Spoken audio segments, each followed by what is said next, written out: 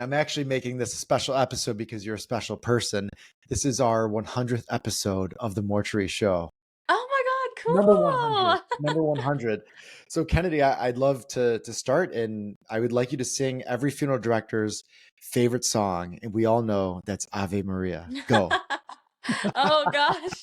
I don't know that that's, my genre, but For our listeners, this is Kennedy Reid. She was just a top 20. Is that correct? Top 20 Yes, yes. contestant on American Idol. She's representing all of us morticians out there. Give it up for Kennedy. My gosh, congratulations, first of all, on your amazing accomplishment. Like, this literally just happened. So how are you feeling? What's the vibe for you right now? Yeah, I mean, I feel really good. I'm still kind of coming down from the high, settling back into life without Idol. Not that Idol's ever gonna like go away, but for Yeah. the last year of my life, I've devoted pretty much all my time to it. So to now be figuring things out without it, it's different. I'm testing the waters, Yeah. but it's great.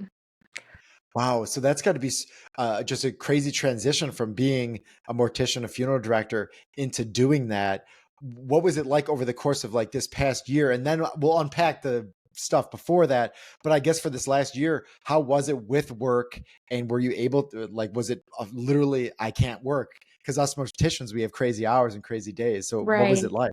Yeah, so I definitely helped out where I could. Mhm. But once I got the golden ticket, so I made a trip out to Los Angeles, got the golden ticket, and pretty much from there on out, I really wasn't able to do much at the funeral home. Um, Wow. Thankfully, I work for a family-owned firm, so that they were very gracious to allow me, time to focus on American Idol. Yeah. But yeah, American Idol, once you make it past a certain point, it's like a full-time job. Wow. See, that's like the stuff that we don't know. Yeah. And it's crazy because I got to do like this little TV thing, and it was like an experience like none other. No one realizes how much work it takes behind the scenes. And I'm sure American Idol is like 100x anything else. What was it like for you at the beginning? Was it just like a shock to you as is how in depth everything gets for a show like that? Yeah, absolutely. So at the very beginning, I had to go through three preliminary auditions over Zoom before they even Yeah. invited me out to Los Angeles. So I really didn't even think I would make it past that point. But once I made Wow. it to LA, I think there was between LA and Nashville, I think there may have been maybe 350 to 400 people that auditioned in front of the judges. And then, of Holy course, they cow. also went to all three of the judges' hometowns as well. So there was, I want to say, maybe around 500 people that got to actually audition for the judges. And I think somewhere around 150 made it through. And of course, Wow. what's really sad is that a lot of those people don't even get aired. There were so many other amazing performers that I met along the way that did not even make it on television. Wow, good for you. I mean, that's just that getting to that level in the first place is incredible, and then to be able to persevere and keep going is just a testament to your skill. And I'm sure it all is a tribute to singing at every funeral that you go on. May have done that once or twice.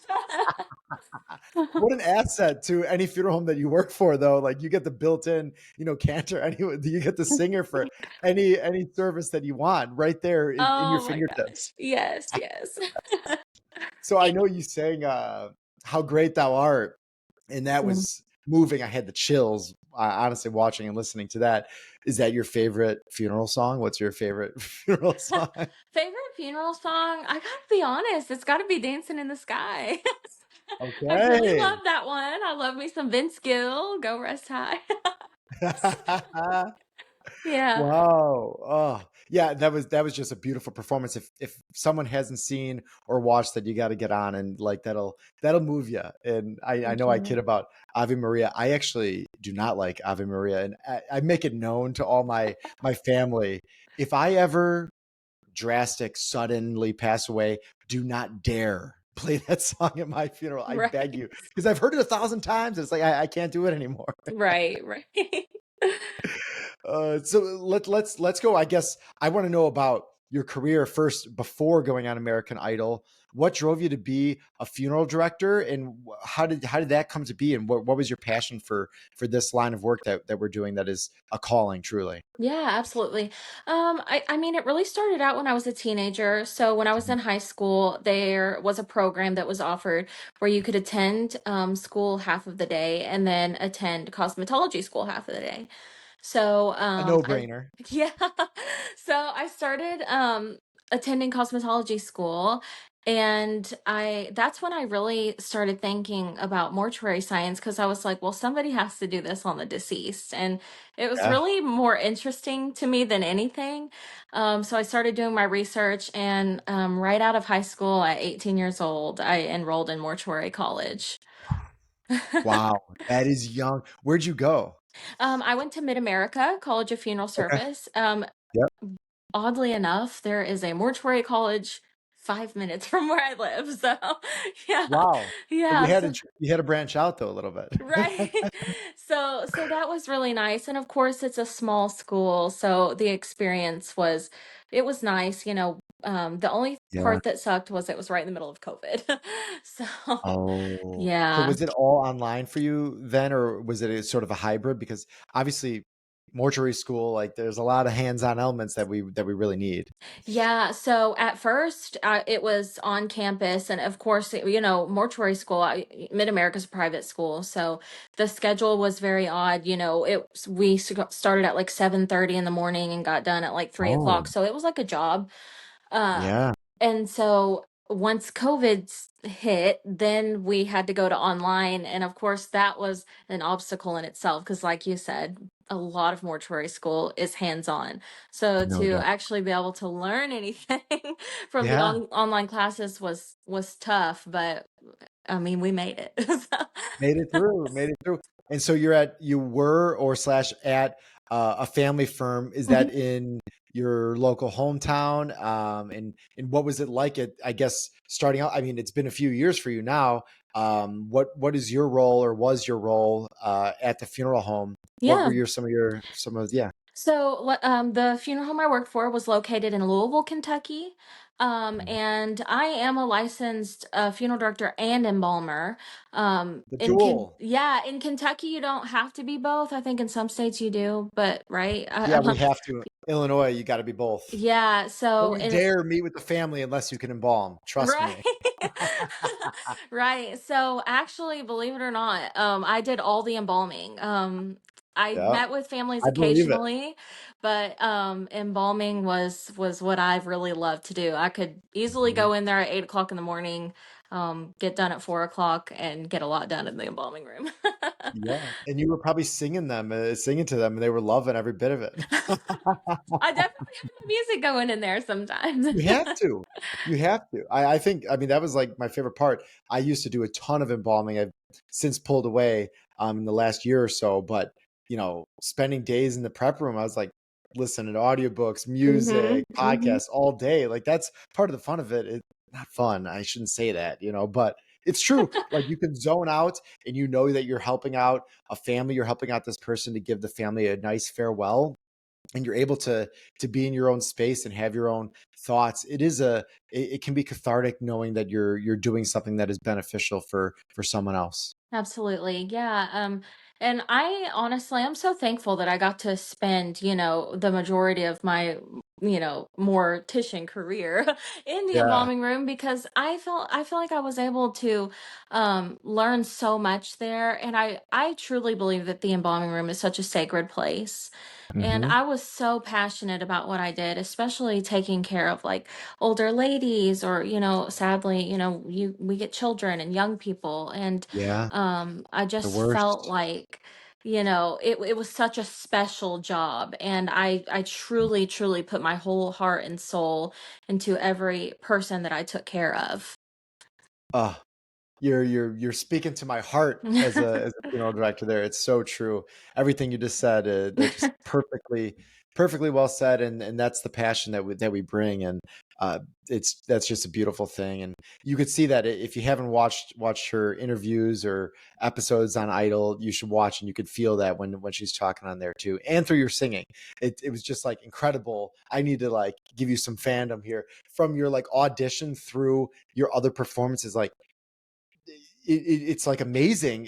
You took it to a different level, and you really showcased who you were as a person as you progressed through. Was that something you were conscious of, and it took practice, or what was that like for you throughout that whole process? Yeah, definitely. I think after the audition where I got to sing in front of the three judges, I realized that I had some confidence things that I needed to work on. Mhm. And I went home. I think we had a couple months to go home and work on things, and then we were right back filming for Hollywood Week. And I was like, Wow. I got a no from Luke Bryan, and I was like, I'm gonna prove this dude wrong. So Yeah, fucking Luke. yeah, Just like the casual, yeah, Luke Bryan drop in there. right. So yeah, it definitely has been a growing experience for me. This part of the show did not get aired, but when they sat me down to let me know that I had made it to the top 24, Luke Bryan did say that after my two performances in Hollywood Week, that he definitely had changed his mind, and that meant the world to me. To Wow. hear Luke Bryan say that, I mean, that's a dream, yeah. and so cool. We're getting the inside scoop on the Mortuary Show today. That's amazing. How cool. So let's I guess go back a little bit more. It seems like you always wanted, like, this is the career that you really had aspirations for. What was your drive at the beginning, starting your singing career, and how did you find yourself getting to Idol, and what was it like, that whole journey on top of doing mortuary school and being a mortician? Yeah, so, like I said, I've always wanted to be a singer since I was a little girl. When I was young, I did things like, dance class and theater. I always loved being on stage and performing. Hmm. When I decided to send my video into Idol, I did not think anything was going to come of it. I was like, I'm just going to do this and we'll see. I'm not going to be upset if nothing happens. And then literally 2 weeks later, I got the first call back. And they were Wow. like, we would love for you to sing for our producers. And I was like, no. Like, no way. So, There's no way. yeah, so we set up on Zoom, and of course I had my piano player with me. We did that, got two more Oh, callbacks. And that was amazing because like I said, my um funeral family, I will say, of course. they were very supportive throughout the entire thing. And Yeah. when I first realized how big of a beast this was going to be, I had to, kind of explain to them like I'm going to be out of town. This is, Oh wow. Yeah. gonna yeah, this is gonna make things different for me. And they were supportive every step of the way. I wish I Oh, could have been more helpful at the funeral home during the process, just because, when you work for a family owned firm, we don't have, 15 people working. It's a no. small You staff. got So three. yeah. So to have the main embalmer, go to Los Yeah. Angeles and be away from the funeral home, I know that it put the additional work on them, but they were so supportive and they've done absolutely amazing. So, yeah. Oh, so nice to have the support of them, that you can feel free to go out and really give it your all and try and take your whole game to the next level. And you really did that, and you made us morticians proud for sure. Thank you. And it's that supportive community that you have at a lot of funeral homes, that it's so essential, and it Hmm. just makes a very hard job a little bit more tolerable, because we all know it can be hard a lot of days. Absolutely. Yeah. When you first did your audition, they did a lot of behind the scenes filming, and so us morticians got to unpack this. So if you haven't seen it yet, you should watch it. But they go into the prep room, and they have Kennedy like doing makeup and thing, and they have like what seemingly looks like a body potentially covered up in a sheet. You got to give us the rundown. What was it like bringing in like a national television show into the prep room, and what actually went on in the prep room? Yeah, absolutely. So when they came to the funeral home, of course, we told them, like, there's absolutely no filming if we have anybody here at the time. Yep. So when they came, we didn't have anyone in the funeral home, any deceased people at that present time. Yep. So they came into the embalming room, and they were like, well, we would really like to do a segment where you're like applying makeup. And we had this like foam mannequin head. Oh yeah, every funeral home does. You put the wigs on it. Yes, exactly. And so, these producers that work on television shows, they're like so creative. So they just like rolled up some sheets and made a torso and like the arms. And I felt like a dork because if there's, 20 seconds of me doing that in the footage, we had to film it for 20 minutes Right. because they have to have that much footage to like sift through and decide what they want. So for like 20 minutes, I'm like putting lipstick on this mannequin head. I literally was like, I told my coworker, I'm like, I hope you're not planning on using this anymore because You're gonna it's run out of lipstick in the prep room there. That natural man's gone. exactly. Yeah. So it was definitely weird. And honestly, I think even for the crew of American Idol, I think it was eye-opening for them because it's not every I'm day sure. that you see the behind the scenes of a funeral home. And I No. think when they realized that that's where I spent majority of my time and this is the kind of stuff I had to do, it was like, wow, like there's really Whoa. people on this earth that do this job. Right. People don't think about it. Like, and it's an everyday job for a lot of people, like Yeah. 20,000 plus people in the United States. So, it's fun when people get an inside glimpse of that sort of thing. And probably people watching that segment were like, what? Like they showed you, like your embalming machine and like Yeah. everything. And I was like, this is great. Like, this is such good content here. Yeah, yeah, it was great. And of course, the crew, they all had like when the cameras weren't rolling, they had questions and Oh I'm yeah. like always so happy to talk about it. Like I could talk Uh-huh. about mortuary science all day long. So like when Love they were it. asking me questions, it was really cool. I could tell that they really appreciated it or had a new sense Yeah. of appreciation after their day at the funeral home. Absolutely. How could you not? I mean, walking through there, then you had pushing, the casket on Yeah. the beer and like everything. Like, oh, this is just like too good. Yeah. The classic moves. But to show like that's usually what they're gonna show on TV is like, us pushing around a casket or whatever it is. But the fact that they like went in the prep room were able to demonstrate that in a tasteful way, I thought that was really well done and definitely eye-opening, not only for the crew that was there with you, but anyone watching, they were like, whoa, like someone does this every day. Oh yeah. Yes. Yes. What's one of your favorite, not favorite, but one of your most challenging cases that you had to deal with in the prep room? I'm sure you've had some since you've had a good amount of experience. Yeah, the funeral home I worked for handled a lot of gun violence, unfortunately, because, we're Ooh, located in a major city.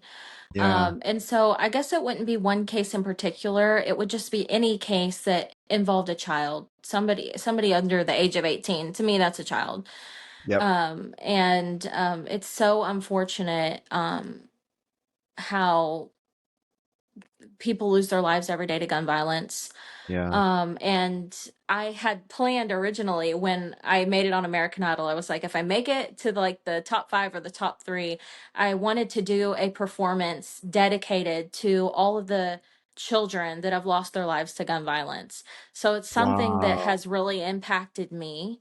And Yeah. just in any case where a child dies is extremely, extremely Yep. unfortunate and devastating, especially for the family.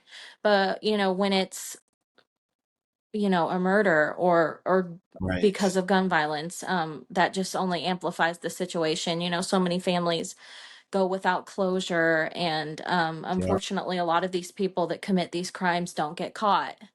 And Yep. yeah, that's probably the hardest thing I've had to deal with, Yeah. especially being a young embalmer. It's Right. very eye-opening when there's somebody in the embalming room that's your age.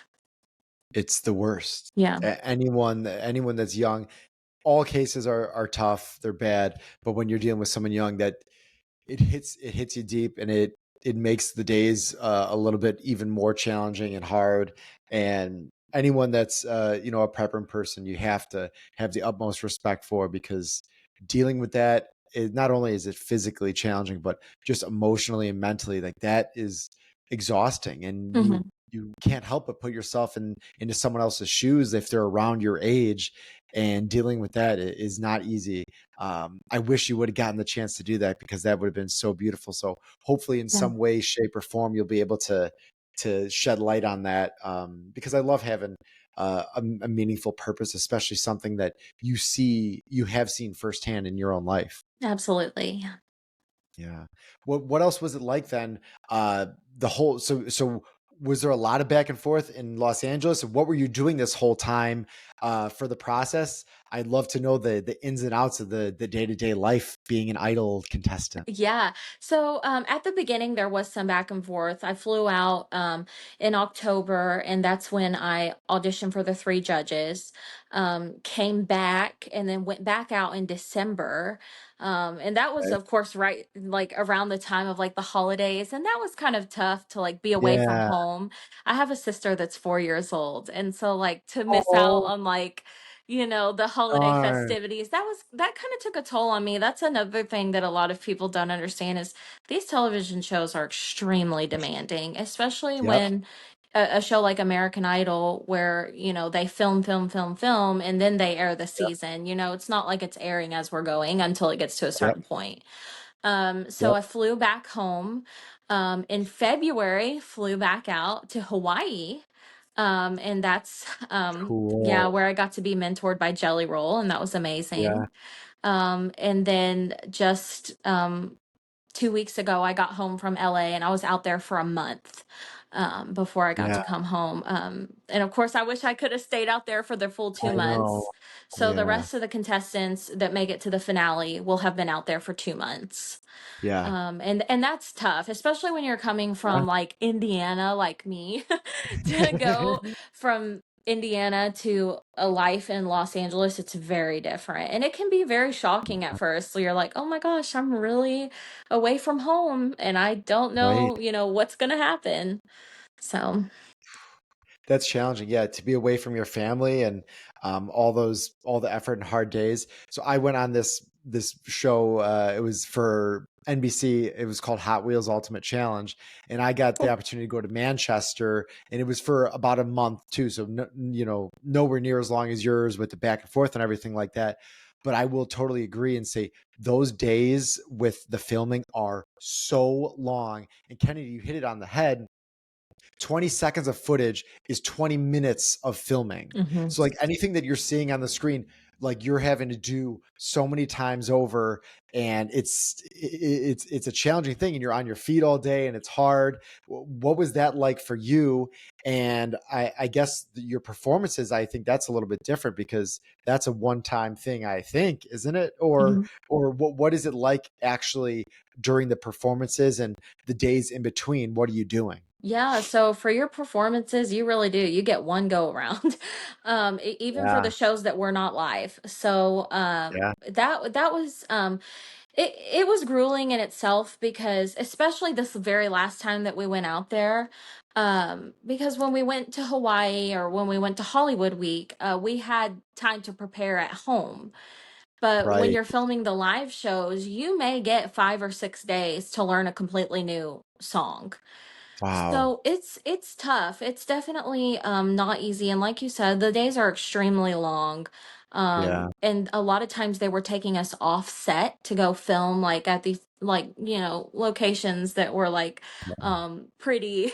Actually Sure. one thing in particular, and I've told a lot of people about this because it was tough.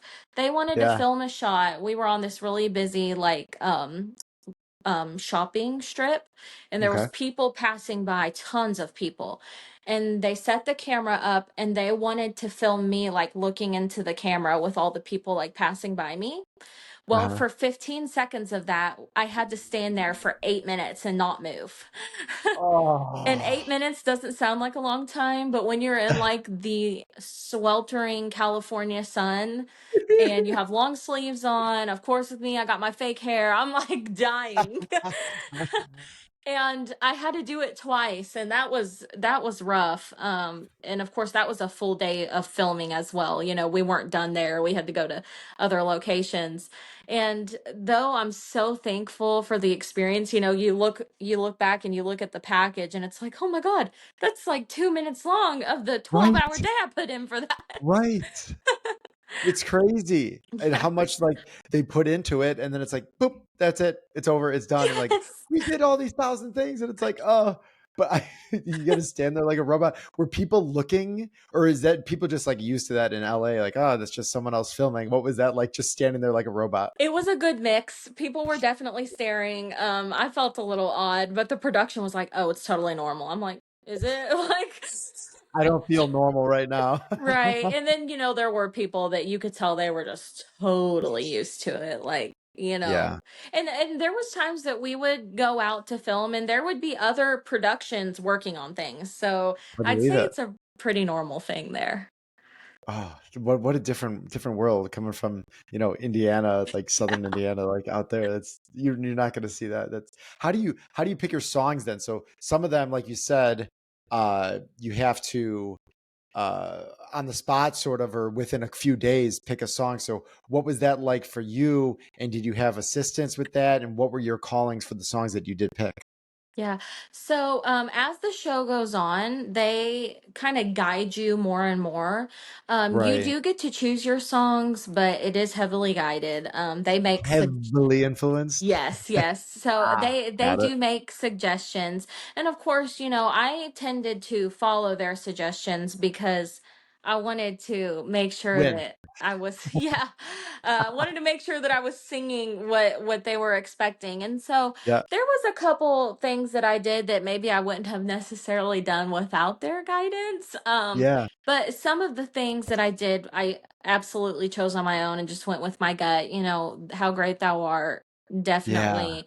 And That what's was really awesome. crazy is they only showed a small segment of that, Right. It but was like 40 it seconds. was actually a beautiful moment. Ah, I think we started filming at like noon that day, and I didn't get to sing until like 8:30 that night. So I had been sitting there all day. everything's It's tight. Yes, everything's tight. You're exhausted, and when you don't know when they're going to call your name, it's completely random. So when they Oh, called me up, I was like, "Oh man, I don't know how this is ah, going to go." It ended up yeah, being an amazing moment. All of the contestants stood up on their feet and everybody was just praising Jesus right there on oh, American I got the Idol. chills. And That's so cool. all three of the judges stood up, and of course for me that was such an amazing moment because I had Yeah. went from only getting two yeses to getting a standing ovation. So that was awesome. Good for you. Amazing. And like all of the songs that you picked, I mean, I thought or heavily influenced. I thought you did such a great job. The one you did, Fancy Didn't Let Us Down, is that it? Yes, yes. That one was so good. What a great performance. And Thank like you. I just love the way you handle yourself out there, and you got that little country style to you. It's fun. It's entertaining for sure. Thank you. What is next? So, you're leaving our beautiful industry, I'm assuming? Yeah, that is the goal. I'm never gonna let my license go, so I'm always gonna make sure I keep that because you never know when you're gonna need a backup plan. Right. That's always happened. People that leave the funeral industry is like, "I'm gonna just keep my license." You just never know, Y- just in case. You never know. It's a business Uh-huh. that's never going away. So if That's a for some fact. reason something doesn't work out in music, I'm always going to have a career to come back to. So, Yep. but of course, my plan is to stay doing shows. I have some really awesome things in store. Some things I can't really disclose right now, but I will be announcing some things in the upcoming weeks. So I just encourage everybody to watch my social media for announcements. But yeah, I definitely, like I said, I'm going to keep my mortuary license. That's always going to hold a Yeah. special spot in my heart. My piano player that plays for me full time actually played for John Conley, who is No also a kidding. licensed funeral director and embalmer in the state of Oh, Kentucky. no And kidding. I actually attended one of his shows last year, and he still has his license, and he's like, Wow. has a huge successful singing career. So he's kept his. That's So it's amazing. inspired me. You gotta keep the trend going. Yeah. Wow, that's amazing. So what would you say your like dream is? What would be your dream scenario? I mean, you've already been on Idol, so like that's a dream in itself. Well, what's next in store for you Yeah, so or your dreams down the road? my dream is to make some original music and go on tour myself. So Gosh, yeah, that would be absolutely fantastic, and I hope I think it'll happen for you. I think that's great. thank you. What about like this is backtracking a little bit before we wrap up. What was it like singing for funerals for families? Like if they didn't know you, were people just blown away and stunned? Like, oh my gosh, like this woman is fantastic. What was that? What was that like for you? For me, it was almost surreal because I actually Yeah. sang at my great grandparents' funerals. And Wow. so Such every time I would sing at a funeral, I kind of had a flashback to those moments. But I yeah. felt like it was a good thing because I kind of was understanding what those people were going through. Right. And Put in their people shoes. are so kind, and yes, people have complimented my voice, but for me, that is not a performance, it's more of a service to the family. Yeah. So that's how I look at it. I'm not really singing to impress. I'm just doing a job to help those people get through their grief. Right. It's such an Mhm. important thing. And like every aspect of everything that we do in funeral service serves such an important thing. And that's great that you have that mentality and that you were doing that. Were a lot of the other contestants just all over you about what you did? Like, I feel like that's how it is being a mortician. Like everyone's always got like 1,000 questions. Did you have a lot of that too with the other contestants? For sure, yeah, and of course, I don't think I necessarily fit the mold of like, No, you you know, don't. of what most people envision when they think of a funeral Yeah. director. So a lot of people are like, "Oh my gosh, how do you do that with your nails?" Like, you know, I things was like thinking the that. same thing. Yeah, so but yeah, people are always like really kind, and people do have questions, and like I said, I could talk about it all day long. So I was Yeah. cool with it. But the great thing about American Idol is, especially at the very beginning when there was, 150 people that first round of Hollywood Week, there was Yeah. people from all types of different backgrounds. And Oh, so I'm being a sure. mortician is definitely different, but there was people that had other very interesting careers, and um it was just cool to all kind of share our backgrounds with each other, and to ask each Yeah. other questions and to get to know each other. So it was awesome. Oh, that's such a fun experience. That was a question I did want to ask was about your nails. So you if you're watching on YouTube or whatever, Kennedy, you got to show us the nails. So these Okay. are actually the toned down Oh, those are nails. not as long as your original No, they're original nails. not. They're not. These are Okay, so toned was down. that for the show? I mean, if you're listening or whatever, how long like were they on that first like test They run? were Like pretty what? long. I mean, I They're would pretty, say probably, yeah, I mean, a uh, couple inches minimum. yeah, yeah. All right, so Yeah. was that for the show, or was that something that you had prior to? No, that And was then, something I had prior to. That was just okay, me. Yeah. all right. Yeah. Yeah. How on earth are you buying double XL gloves? How? What are you doing in the prep room? How is it No, possible? actually, I just wear smaller medium gloves, but I put on two pairs.